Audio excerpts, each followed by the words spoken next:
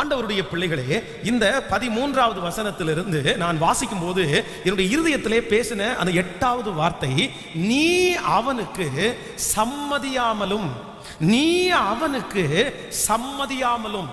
ஆண்டவருடைய வசனம் சொல்கிறது, அவன் நல்லவனா இருக்கலாம், அவங்க கெட்டவர்களா இருக்கலாம், அவங்க உங்களுக்கு ரொம்ப நெருக்கமானவர்களா இருக்கலாம், அவர்கள் உங்களுடைய நலன் விரும்பிகளா இருக்கலாம், அவங்க உங்களுக்கு ரொம்ப வருஷம் பழக்கம் உள்ளவர்களா இருக்கலாம்.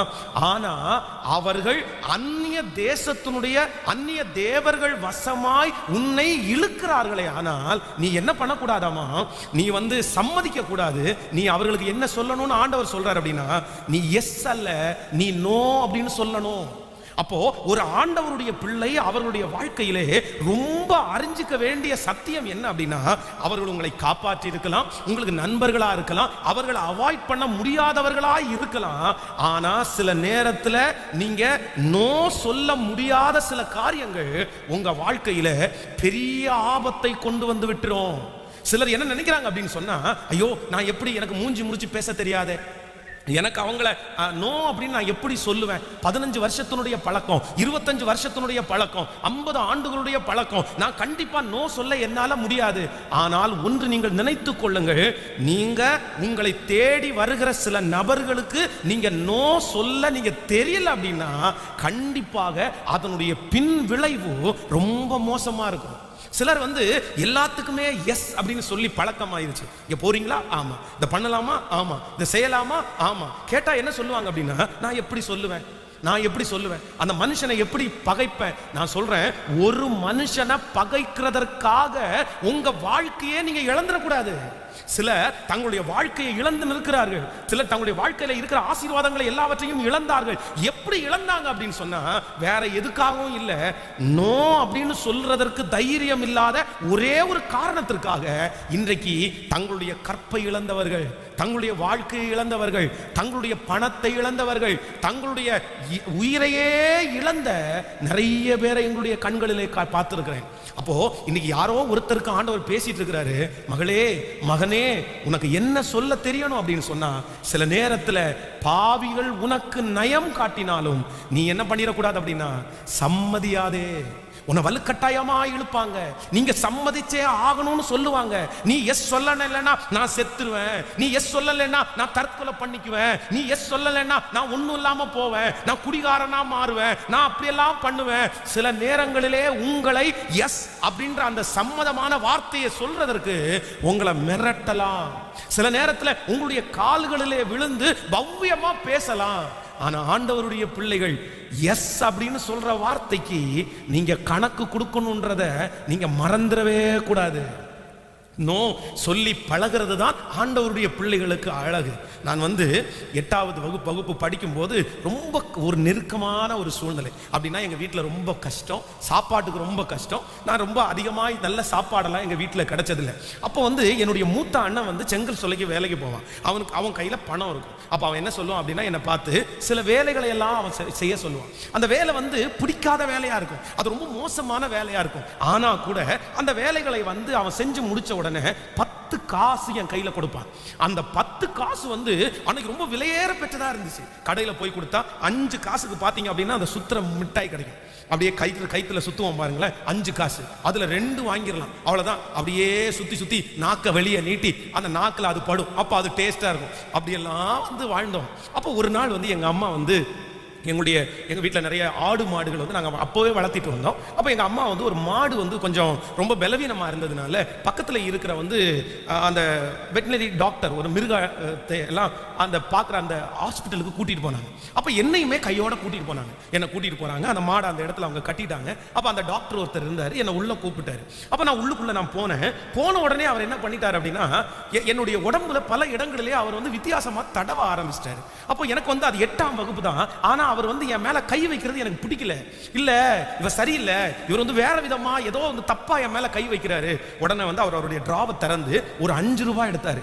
அன்னைக்கு 5 ரூபாய் எல்லாம் இன்னைக்கு கோடிக்கு சமம் மாதிரி. அந்த 5 ரூபாய் ஐயோ இவ்வளோ காசு கொடுக்குறாரா. உடனே அந்த 5 ரூபாவை தூக்கி என் கையில வச்சு சொன்னாரு, இந்த பாரு, ஒவ்வொரு நாளும் ஸ்கூல் முடிச்சுட்டு என்ன பார்த்துட்டு நீ வீட்டுக்கு போ, நான் டெய்லி உனக்கு 5 ரூபாய் தருவேன் அப்படின்னு சொன்னாரு.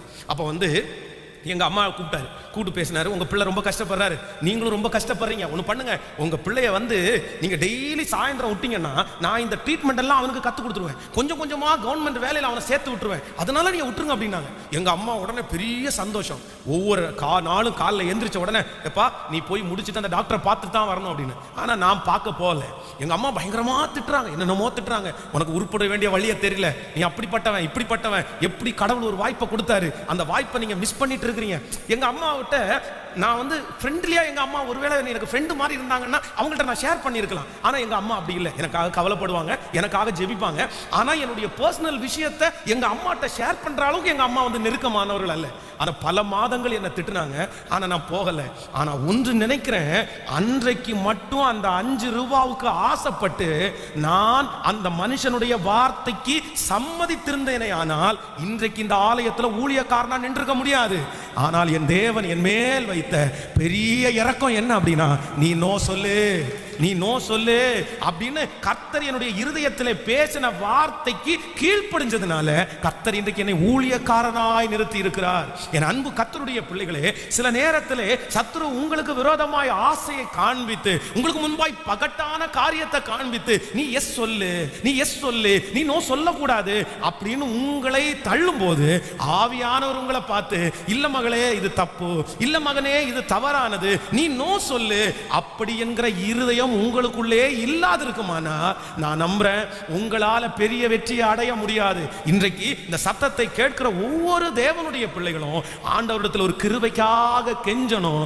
ஆண்டவரே, எனக்கு எஸ் சொல்றதுக்கு மட்டும் இல்ல, எனக்கு நோ சொல்றதற்கும் எனக்கு கிருபையை கர்த்தர் தாரும், அதற்கு வேண்டிய வழிகளை எனக்கு தாரும், அதற்கு வேண்டிய சூழ்நிலைகளை எனக்கு தாரும். கர்த்தர் அப்படி கேட்கிறவர்களை கர்த்தர் தப்புவிக்கிறதற்கு வல்லவராய் இருக்கிறார். நீங்கள் வேதத்திலே ஒரு இளம் தீர்க்கதரிசியை குறித்து வேதத்தில் வாசிக்கிறோம். அந்த இளம் தீர்க்கதரிசிக்கு ஆண்டவர் அபிஷேகத்தை ஆண்டவர் தர்றாரு, கிருபையை ஆண்டவர் தர்றாரு. அப்போ ஒரு ராஜாவுக்கு முன்பாக அவன் தீர்க்கதரிசனம் சொல்லுகிறான். அங்கே பெரிய பெரிய அற்புதங்கள் எல்லாம் நடக்குது. அப்போ அந்த அற்புதத்தை நடக்கும்போது அங்க இருக்கிற பிள்ளைகள் வந்து தன்னுடைய தகப்பனாரிடத்துல சொல்றாரு, அவங்க வந்து கிழட்டு தீர்க்கதரிசி. அந்த தீர்க்கதரிசி இந்த ஊழியக்காரன் தன்னுடைய ஊழியத்தை முடிச்சுட்டு அவன் டிராவல் பண்ணி போயிட்டு இருக்கிறான். அவனை வேகமாய் போய் இடையில சந்திச்சு, எப்பா நீ என் வீட்டுக்கு வா, என் வீட்டுக்கு சாப்பிட்டு போ, என் வீட்டுல கொஞ்ச நேரம் இளைப்பாறிட்டு போ. அப்ப அந்த இளம் தீர்க்கதரிசி சொல்றாரு, இல்ல உங்க வீட்டுக்கு நான் வரக்கூடாது, ஆண்டவர் வரக்கூடாதுன்னு சொல்லி இருக்கிறாரு, ஆண்டவர் சாப்பிடக்கூடாதுன்னு சொல்லி இருக்கிறாரு. ஆனா நான் நம்புறேன் அங்க இருந்த அந்த மனுஷன் அவனை நயம் பண்ணி அவனிடத்துல கர்த்தருடைய வார்த்தையை பேசி, இல்ல ஆண்டவர் சொன்னாரு. சில நேரத்துல நம்ம நிறைய பேருக்கு நோ சொல்லுவோம், ஆனா எதுக்கு நோ சொல்ல மாட்டோம் தெரியுமா? ஆண்டவருடைய பேரை சொல்லி யாராவது ஒருத்தர் ஏதாவது ஒண்ணு சொல்லிட்டாங்கன்னா உடனே நம்ம என்ன சொல்லுவோம் தெரியுமா? எஸ் அப்படின்னு சொல்லுவோம். கர்த்தர் காமிச்சாரா, கர்த்தர் சொன்னாரா? இல்ல சில நேரத்துல நோ சொல்ல வேண்டிய விஷயத்தை கடவுளே வந்து நேரடியா சொல்றது மாதிரி இருந்தாலும் ஆண்டவருடைய பிள்ளைகள் அது நீதி கேடாய் இருக்குமானால் கண்டிப்பாக நீங்க நோ சொல்லுவதற்கு கற்றுக்கொள்ளணும். இல்ல கர்த்தர் எனக்கு வழியை திறந்தாரு, கர்த்தர் எனக்கு பாதையை திறந்தாரு அப்படின்னு ஒருத்தரும் சொல்லிட முடியாது. பைபிள் காலேஜில் படிக்கும் போது என் கூட படிக்கிற நிறைய பைபிள் காலேஜ் ஸ்டூடெண்ட்டுக்கு பார்த்தீங்கன்னா லெட்டர் வரும். அப்போ அந்த லெட்டர் எல்லாம் பிரித்து படித்து பார்க்கும்போது நிறைய பேருக்கு வர்ற லெட்டரு ஒரே தரிசனமாக இருக்கும் பாருங்களேன், சொப்பனமாக இருக்கும் பாருங்களேன். நீயும் நானும் அங்கே நின்னோம், நீயும் நானும் இங்கே நிற்கிறது மாதிரி கர்த்தர் காமிச்சாரு, ஒரு வெள்ளை அங்கியை போட்டு நம்ம 2 பேருடைய தலை மேலையும் கையை வச்சாரு. நான் வந்து ஊழியத்திலே திருமணம் ஆகாமல் முதலில் இருக்கும்போது பார்த்தீங்க அப்படின்னா சில மாதங்களுக்கு ஒரு டைம் வந்து லெட்டர் வரும் பாருங்களேன். அப்போ அந்த லெட்டரில் வந்து நிறைய என்ன எழுதியிருப்பாங்க தெரியுமா? அவ்வளவுதான் பாஸ்டர், நீங்க அப்படியே வந்து போவாஸ் மாதிரி நடந்து போயிட்டு இருக்கீங்க, நான் ரூத் மாதிரி அறுக்கிறது மாதிரி நான் கண்டேன். ஸோ ஃபர்ஸ்ட் லெட்டர் எப்படி வரும் அப்படின்னா, நான் ரூத் மாதிரி அறுத்துட்டு இருக்கிறேன், ஆனா நீங்க வந்து வெள்ளை போட்டுட்டு போவாஸ் மாதிரி நடந்து போயிட்டு இருக்கிறீங்க. இந்த சொப்பனத்தினுடைய அர்த்தம் எனக்கு தெரியல, கொஞ்சம் சொல்ல முடியுமா அப்படின்னு. அப்ப நான் மனசுக்குள்ள நினைச்சிருவேன், ஆமா நீ ஒரு பெரிய பாதாள குழியை வெட்டிட்டு நீ என்ன குழியில விழத்தல்ற, அதுதான் அதனுடைய அர்த்தம், வேற எதுவும் இல்லை, இதுதான் அதனுடைய அர்த்தம்னு மனசுல நினைச்சிட்டு அந்த லெட்டரை வந்து கிழிச்சு போட்டுருவேன். சில நேரத்தில் இந்த மாதிரி 1 அல்ல 2 அல்ல பல லெட்டர்கள் வந்திருக்குது. அப்படி இருக்க, நீ இப்படி இருக்கிற, அவ்வளவுதான், நீ பாட்டு பாடுற, நான் கிட்டார் வாசிக்கிறேன் அப்படின்னு வரும். நீ ஒரு நாள் பிசாசுக்காக ஜெபம் பண்ற, நீ துரத்தும் போது போல நான் துரத்தும் போது போயிடுச்சு. அப்படி எத்தனை சில நேரங்களிலே நம்மை எஸ் அப்படின்னு சொல்றதற்கு எந்த சூழ்நிலை வந்தாலும் கர்த்தர் சொல்லுகிறார், நீ என்ன பண்ணாத அப்படின்னா சம்மதியாதே, சம்மதியாதே. சோ இந்த இளம் தீர்க்கதரிசி கர்த்தருடைய வார்த்தையை சொன்ன உடனே அதுக்கு மேல மறுபேச்சே இல்லை. தீர்க்க தரிசனம் சொன்ன உடனே மறுபேச்சே இல்லை. ஊழியக்காரனுடைய வாயிலிருந்து வந்த உடனே மறுபேச்சே இல்லை. சில தேவனுடைய பிள்ளைகள் அப்படித்தான் இருக்கிறார்கள். அவ்வளவுதான். அவர் தரிசனம் பார்த்து சொல்லிட்டாரா, சொப்பனம் பார்த்து சொல்லிட்டாரா, கண்ணை மூடி சொல்லிட்டாரா, அவரை தவிர வேற யாரையும். ரொம்ப ஜாக்கிரதையா இருக்கணும். அந்த இளம் தீர்க்கதரிசி சாப்பிட்டு முடிச்ச உடனே எந்த தீர்க்கதரிசி உன்னை சாப்பாடு கொடுக்கிறதுக்கு ஆண்டவர் அழைச்சார்னு சொன்னாரோ அதே தீர்க்கதரிசி போகிற வழியில சிங்கத்தினுடைய கையில அடிபட்டு நீ செத்துருவேன்றாங்க. அது அப்படியே நடந்தது. சில நேரத்துல நமக்கு நோ சொல்ல தெரியல அப்படின்னா வாழ்க்கையை இழந்துருவீங்க. சில நேரத்துல நீங்க நோ சொல்ல தெரியல அப்படின்னா உங்களுடைய ஊழியத்தை நீங்க இழந்துருவீங்க, உங்க பணத்தை நீங்க இழந்துருவீங்க, உங்க சொந்தக்காரங்களை இழந்துருவீங்க, உங்களுடைய கிருபையை இழந்துருவீங்க. நானும் சொல்றேன், சில நேரத்துல உங்களுக்கு நோ சொல்ல தெரியலன்னா உங்க உயிரையே நீங்க மாய்க்க வேண்டியது இருக்கும். அப்போ ஆண்டவரிடத்துல எல்லாரும் கேட்கணும், ஆண்டவரே எனக்கு ஒரு கிருபை தாரும். சில மனிதர்கள் வந்து என்னை எஸ் அப்படின்னு சொல்றதற்கு என்னை உந்தி தள்ளும் போது நான் என்ன செய்யணும் அப்படின்னா நோ அப்படின்னு சொல்றதற்கு எனக்கு கற்றுத்தாரும். ஆமேன் சொல்லுங்க பார்க்கலாம். கரங்களை மேல உயர்த்தி கர்த்தரிடத்துல எல்லா வாலிப தம்பிகளும் தங்கச்சிகளும் ஆண்டவர் இன்றைக்கு கேட்கிறார். ஒருவேளை ஒரு மனிதனுடைய பாசம் உனக்கு பெரிய பாசமாய் தெரியலாம், அந்த மனுஷனை போல இல்ல அப்படின்னு நீங்க சொல்லலாம். ஆனா ஆண்டவர் சொல்லுகிறார், இல்லை, ஹல்லேலூயா, உன் வாழ்க்கையிலே ஆமென் சம்மதியாதே, சம்மதியாதே. பாவிகள் உனக்கு நயம் காட்டும் போது சம்மதிக்காத ஒரு கிருபை. ஆமென் சொல்லுங்கள். அது மட்டுமல்ல, நீங்கள் சவுல் என்கிற மனிதனை வேதத்தில் வாசிப்பீர்களே, ஆனா அவனுடைய வீழ்ச்சிக்கு மிகப்பெரிய காரணம் என்ன அப்படின்னா நோ அப்படின்னு சொல்ல வேண்டிய இடத்துல அதை சொல்லாததுனால தான் அவ்வளவு வீழ்ச்சியை அவன் பெற்றுக்கொண்டான். நீங்கள் வந்து இந்த அந்த சவுலை குறித்து வேதத்தில் வாசிப்பீர்களே, ஆனால் ஆண்டவர் என்ன சொல்றாருன்னா அந்த தேசத்துக்குள்ள போ, அந்த தேசத்தில் இருக்கிற முற்றிலும் நீ எல்லாத்தையும் சங்காரம் பண்ணிரு, எதையுமே நீ உயிரோட வைக்க வேண்டாம்.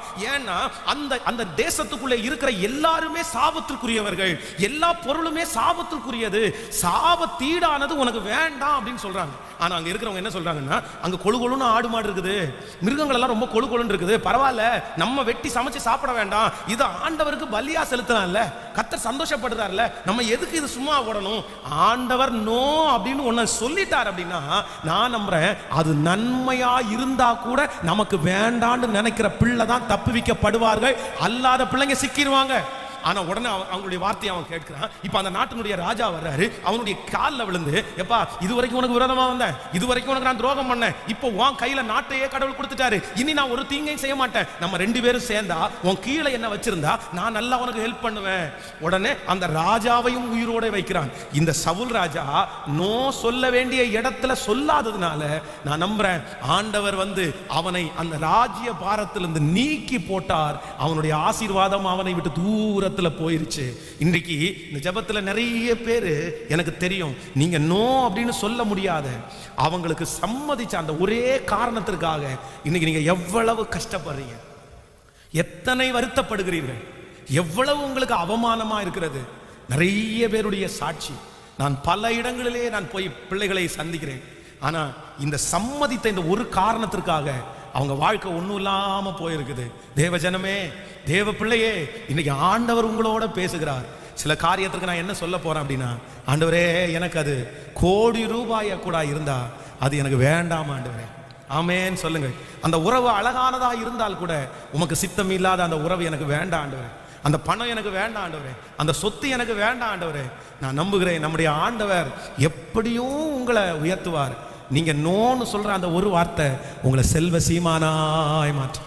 ஆபிரகாமுக்கு முன்பாக சோதோமனுடைய ராஜா எல்லாத்தையும் வச்சுட்டு, எடுத்துக்கப்பா, எல்லாமே உனக்கு தான்ப்பா, இந்த பொண்ணு உனக்கு தான், இந்த வெள்ளி உனக்கு தான், இந்த ஆசீர்வாதம் எல்லாம் உனக்கு தான், ஜனங்களை மட்டும் எனக்கு கொடுத்துரு, வேற எல்லாமே உனக்கு இலவசமா தர்றேன், எதுவுமே எனக்கு வேண்டாம். ஆனா நான் நம்புறேன் ஆபிரகாம் சொல்லுகிறார், இல்லை, நீ என்னை ஐஸ்வர்யவான் ஆக்குனேன் என்று சொல்லாதபடி உன்னுடைய வாறு கூட நான் எடுக்க மாட்டேன், எனக்கு நோ அந்த ஆசீர்வாதம் வேண்டான்னு சொன்னதுனால வேதம் சொல்லுகிறது ஆபிரகாம் வடக்கு தெற்கு கிழக்கு மேற்கு எல்லாவற்றிலையும் அவன் பரம்பினான், அவனுடைய வம்சம் கடற்கரை மணலை போல பெருகிட்டு நோன்னு சொன்ன அந்த ஒரு வார்த்தை அவனை இழக்க பண்ணல. நல்லா கரங்களை தட்டி அவனுக்கு அந்த ஆசீர்வாதத்தை திரும்ப கொடுத்தது. சில நேரத்திலே நம்ம வேண்டான்னு கர்த்தருக்காக உதறி தள்ளுகிறதுல தான் கர்த்தர் ஒரு பெரிய ஆசீர்வாதத்தை வச்சிருக்கிறார், பெரிய ஒரு உயர்வை வைத்திருக்கிறார். என் அன்பு தேவ ஜனமே, நீங்கள் வேண்டாம் என்று நினைத்து கர்த்தருக்காக உதறி தள்ளினதை நினைத்து இன்றைக்கு எத்தனையோ பேர் உங்களை அசுத்தமாய் பேசலாம். பிழைக்க தெரியாதவள், பிழைக்க தெரியாதவன், வேண்டாம் என்று பெரிய ஆள் மாதிரி உதறி போட்டுட்டான் அப்படின்னு உங்களை நக்கல் பண்ணினாலும் இஸ்ரவேலின் ஜெயபலமானவர் நீங்க நோ அப்படின்னு சொன்ன அந்த ஒரு வார்த்தைக்காக உன்னை மீண்டும் பெருக பண்ணுவார்.